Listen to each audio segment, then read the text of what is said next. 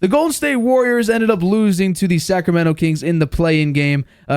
It was an embarrassing game. The Warriors couldn't do anything right. Klay Thompson went 0 for 10. And so Mike Dunleavy, the president of basketball operations for the Golden State Warriors, had this to say in the post-game conference on the idea to bring Klay Thompson back, and he said, "We want Klay back first and foremost. I expressed that to him yesterday. I think our players have expressed that, our coaches, front office, ownership. Everybody wants Klay back. I think he's still a really good player. I think we have enough good players in our system. We have enough assets to acquire good players. We have the ability to keep getting better."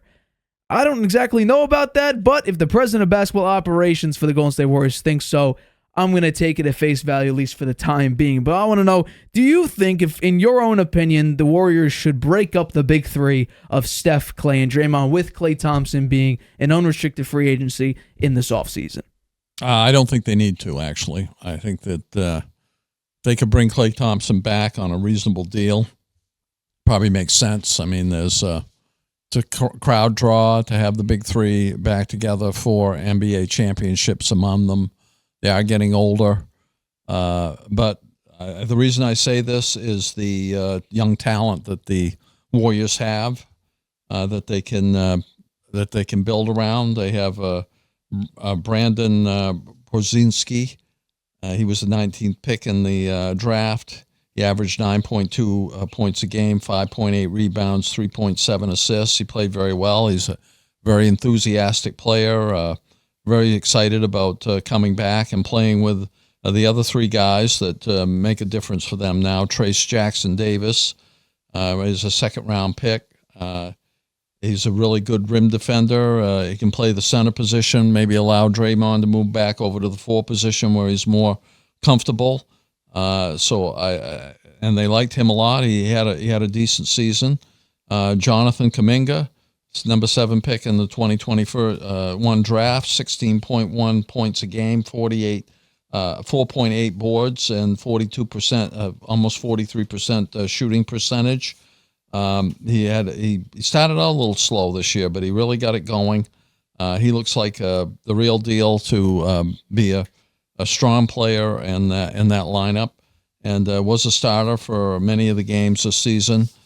So he looks good. So those three guys look really good in terms of building around and growing with the team. And you also have Moses Moody, who was great off the bench, played 20 minutes a game in 25 games, and is somebody who wants to play more, and but accepted his role and understood.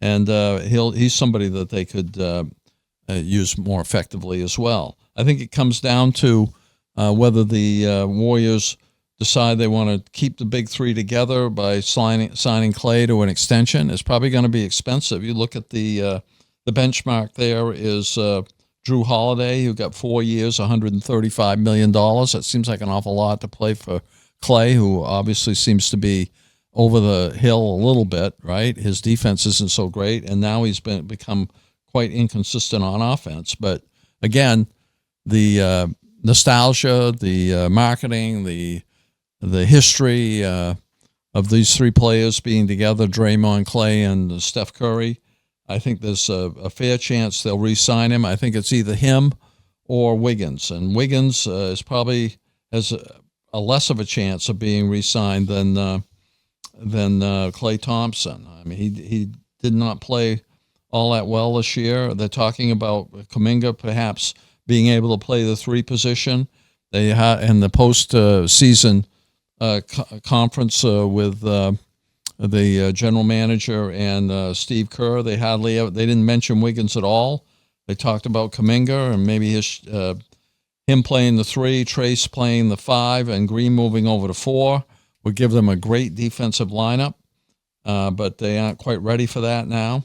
They haven't had any talks with Klay Thompson for months. He's expected to draw interest from other teams, so probably he will test free agency, and maybe he'll decide to take a $135 million deal from somebody else, because I think that's a little steep for the Warriors, and they'd be expecting a home team discount, which generally they don't get when a player. Players in the professional sports generally go where the biggest bucks are. And I don't think that'll be any different for somebody like Klay Thompson. So I think it's up in the air. I think they'd like to have him back. They see that these guys are getting closer to the end of their career, but they see these young guys coming up. It's probably a good experience for them to have players like Draymond, Klay, and Steph there to help them grow. And maybe they can mix and match and integrate and find some chemistry amongst all of those players together and get back into playoff contention.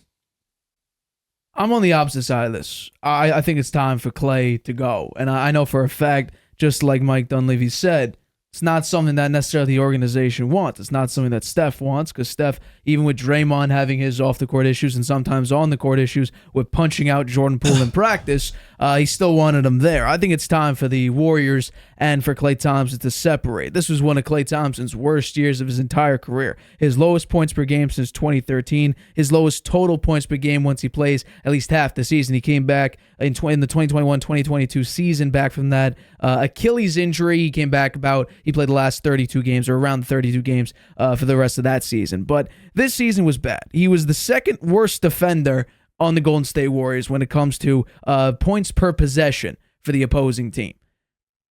I think that's pretty bad, because what Klay Thompson really did, his role, not only was he a spot-up shooter, he had the incredible, he had 35 points in some very, very small amount of time in a singular quarter. Maybe I forgot the exact total number, but he went out of his mind. Game 6, Klay, we always remember, against the Oklahoma City Thunder, he went off. He was incredible, but that time has passed. He would also be an incredible defender, which he no longer can do since his injury.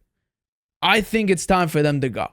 Klay Thompson clearly is off the mark, and I think they're going to lose two valuable assets, one to free agency being Klay, the other which they're actually going to trade, and one you actually mentioned, which was Andrew Wiggins. I think Andrew Wiggins has served his purpose with the Warriors. He was a great player, valuable asset during their championship run where he averaged 16.5 points, and he was good enough then. This time around, he's had his lowest points per game in his entire career, playing 71 games of the season. Not great. Not great whatsoever. So I think they're going to lose two pieces here. And in order for them to grow, they got Chris Paul back. Complete mistake, and I think we expected that. Old versus new group. It worked okay, but in the totality of things, they weren't good enough. This team is like the COVID team, where it was all about Steph Curry. Steph Curry or bust, and they had I think they had the worst record in the NBA. This team will forever be Steph Curry or bust if you have an aging group of players who cannot keep up at the same pace they could once. Klay Thompson, while he has his occasional, really good game where he gets, 20-something points, 15, whatever the case may be, when the moment's the biggest, you need Klay Thompson to step up. What have we seen recently? He completely chokes. 0 for 10. They benched him at one point, right? Correct. He had to come off the bench for the first time since his rookie season. Yeah. So I think, while, yes, having the big three there's history there, and the numbers speak for it. Since 2014 and 2015, the Warriors have been first in every stat that kind of matters. NBA championships, conference championships, regular season winning percentage, playoff winning percentage, points per game, and field goal percentage. They all were number one in. So they were an incredible team. You also had KD during that time. You had a 73-9 season. You had an incredible run. But all good things must come to an end.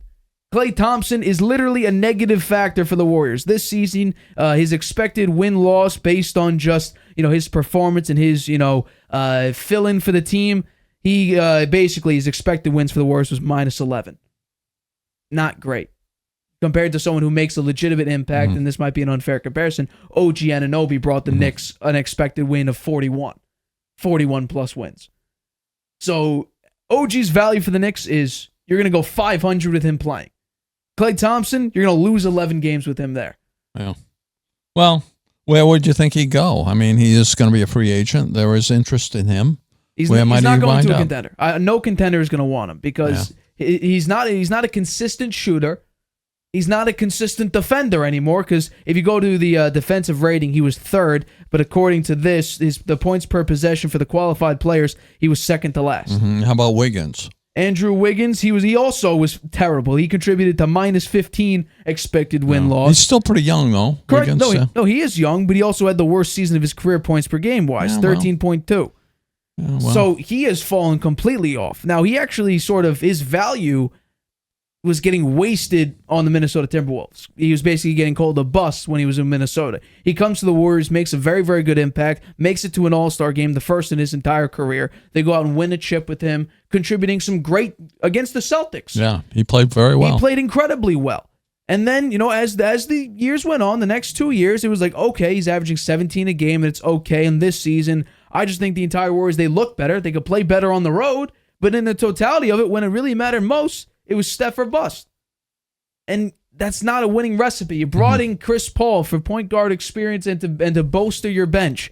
Didn't work out so well. You got rid of Jordan Poole because really I think it needed to be either Draymond or Poole. You signed Draymond Green to an extension. You got rid of Poole. Poole played okay. He didn't have a great start with the Wizards, but you know what? He played okay. But how about my comments on these 4 young players that are showing some promise and can grow together on the team and gain experience from playing with the big 3? Well, I think it matters to what their roles are. Pods is very kind of like Klay Thompson, spot up shooter, can make a big difference there. But is Klay the spot up shooter he once was? If you tell me, yeah, you're going to learn under Klay, and this was 4 years ago, now we're talking. But now we're talking about Klay Thompson, who had to get benched, who was seen very, very frustrated about his own performances, was definitely down in his entire career. He needed to be sort of, mindset shifted when he got benched, was not happy about it. This Klay Thompson, we're not seeing a consistent Klay anymore. I think we kind of saw this even last year when it came down to it. Klay was not consistent, not performing his best. The playoffs were very, very ugly, had some very ugly moments. And this last game with the Sacramento Kings for the play-in game, that was kind of a culmination of this season. Now, just because the president of basketball operations is saying it, along with Draymond Green has advocated for him, Steve Kerr, I just think based on the circumstances and who wants it, he'll probably be back. He'll need to take a massive pay cut, I think. But is it the smart decision? No, it's not. He wants another opportunity to win. If it's with the Warriors, I don't know if the Warriors are built to win because they're too Steph reliant, as they have been. Yeah. Well, they're going to be. I mean, he changed the game of basketball. Correct. Right? He changed the way it's played with the three-pointer. Right, many teams went that route, and you see it today. The three-pointer is the way to go. There's many three-point shots in every game, and the percentages.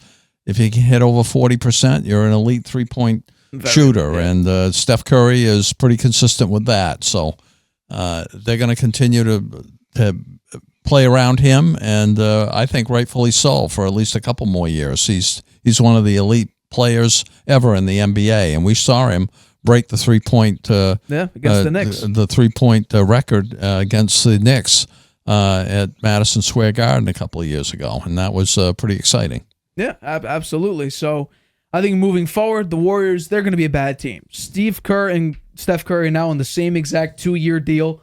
They're each going to probably ride off into the sunset together, and once those 2 years are up, the Warriors will go back to being bottom of the barrel in the NBA. They are not going to be competing for a number of years. The young roster is not as impressive as Oklahoma City's is. It's not as impressive as Minnesota's is, or even I think the Spurs right now with Wemby. Wemby's now getting calls for players to team up on the Spurs. You're not going to get Pods or Moses Moody or any one of these young guys getting those calls. Mm-hmm. But they might be able to draft somebody. They're going to have a high draft pick. You might be able to, but we've seen a couple players like James Wiseman not really fit the bill. If you're talking about 2 years down the future, where Steve Kerr's not on the team anymore, and maybe the culture needs a shift, then you might be able to have an opportunity to draft a couple of these players, let them develop for a couple of years, and maybe the system works better then under a new head coach. But with Steve Kerr there, with the big 3 potentially going to remain there, it's going to be very, very difficult for any young player to fit in and really gel that well, so much so that we're talking about the Warriors as a serious finals contender, because that's just not how it works. You need basically the core group of guys to blend together enough to be somewhat on the same level, and you can't have old starters to new bench to then having to blend them. It just doesn't work. We saw it last year. It worked a little bit better this year, but it didn't gel quite right. Next year, if you keep Klay or you trade assets to get more players like that, you could go that route. I think Andrew Wiggins should be traded. His value basically is diminishing every game he plays, and this season showed that. Like I said, fewest points per game his entire career. So you might not be able to get the amount of value you're hoping, and besides, contractually, the Warriors are spending a lot of money. So even if you want to sign Klay back, Klay's probably going to be looking to make money. He's 33 years old. I don't know how many years he's got left in him, but he's probably looking to make a decent amount of cash still. He can, I think. They say there's interest in him. And Drew Holiday just set the benchmark, 4 years, $135 million. He's no youngster either. But he's older than Klay Thompson. Correct. But Drew Holiday still fits his purpose perfectly. He's still an incredible defensive piece who, when he has to, can put up a number of points.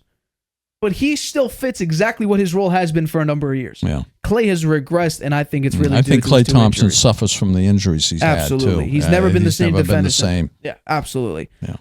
So, Klay Thompson potentially moving on to greener pastures, or if the Warriors, based on the quotes that we're hearing from the front office and players, he might be back. But we'll have to see what exactly happens with the catch-and-shoot maestro. Hi, everybody. Thanks for watching. Make sure you subscribe here to get the latest from the show. Also, if you want to check out the full episode, make sure you click the I in the top right-hand corner right now. If you want to listen to this show anywhere you go, make sure you go to anchor.fm/The Harvey Hour or anywhere you get your podcasts.